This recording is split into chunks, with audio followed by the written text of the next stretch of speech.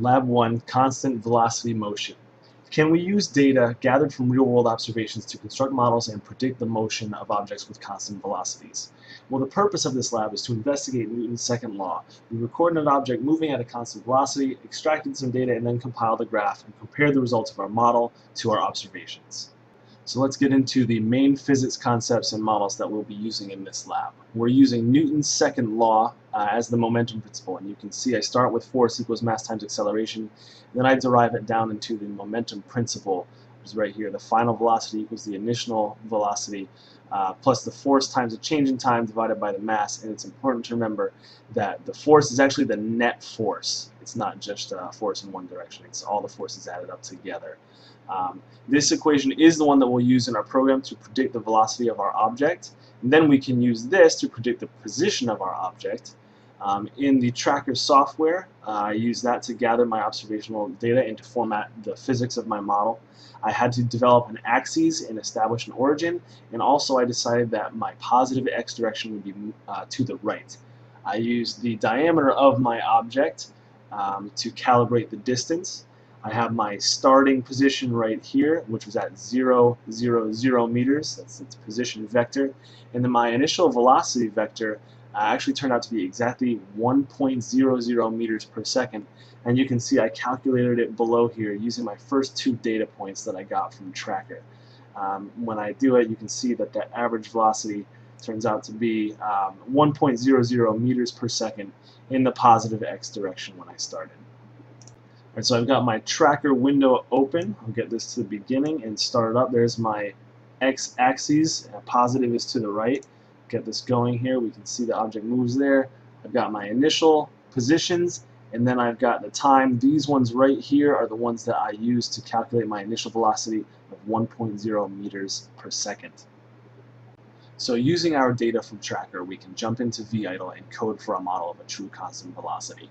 I've got the mass of my object at 0.510 kilograms. The total time was 1.835 seconds. And I have my initial position vector, which I had to convert to an assignment statement for the program to read, so that's written down there.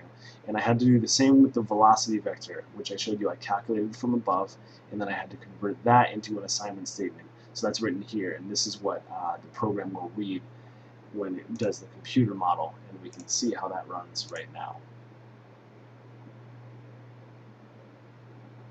So let's compare the data from the observed motion versus the computational model.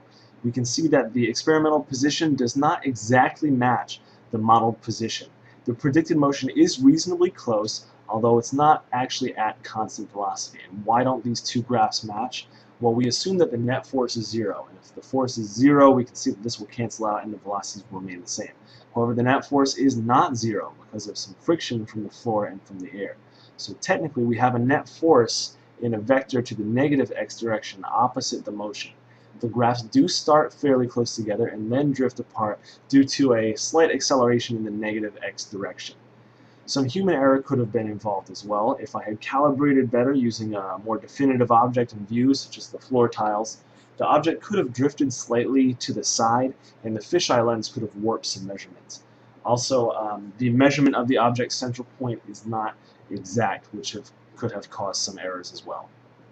So what if the axes were flipped? Well, the original velocity was in the positive x direction, so flipping the axes would have given a vector in the negative x direction, but the magnitude would have remained the same.